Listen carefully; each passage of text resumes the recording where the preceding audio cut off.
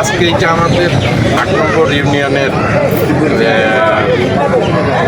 Committee কষ্ট এবং প্রতিটা ইউনিয়নে নেতাকর্মীদের ভিতরে যে উচ্ছ্বাস, আমি ব্যক্তিগতভাবে প্রত্যেকটা ইউনিয়নের ভোটের দিন উপস্থিত ছিলাম।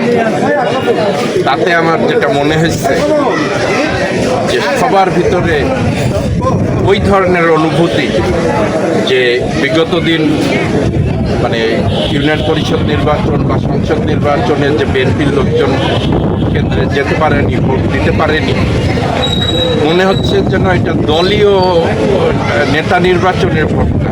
সবার ভিতরে ওই অনুভূতি যে জাতীয় নির্বাচন বা স্থানীয় পরিষদ নির্বাচনের ভোট হচ্ছে, মানুষের ভিতরে সেই ধরনের অনুভূতি, সেই উচ্ছ্বাস আমি দেখতে পাচ্ছি।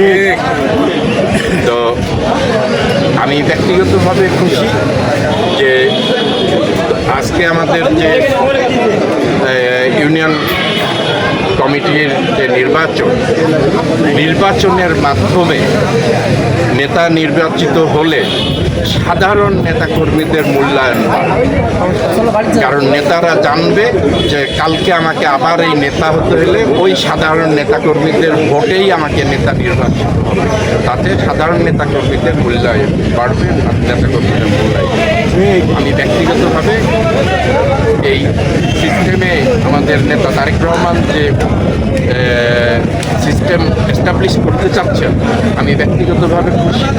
তবে প্রথম যেহেতু এই সিস্টেমে আমাদের নেতা নির্বাচিত হচ্ছে, প্রথম অবস্থায় কিছু ভুল ত্রুটি খুব স্বাভাবিক। যখনই একটা নতুন সিস্টেম আপনি এস্টাবলিশ করতে যাবেন, কিছু ভুল ত্রুটি হবে। পরবর্তীতে এই সমস্ত ভুল ত্রুটিগুলো ইনশাআল্লাহ থাকবে না।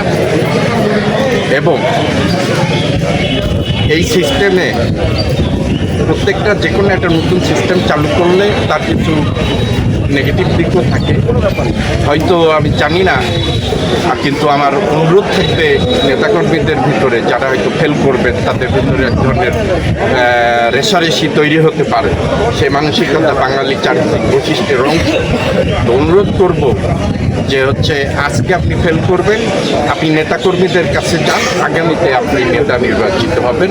এই নেতাকর্মী, সাধারণ নেতাকর্মী আপনাকে সাপোর্ট দিবে। কাজে এখানে হতাশ হওয়ার কিছু নাই এবং বিদ্বেষপূর্ণ মনোভাব তৈরি করারও কোনো কারণ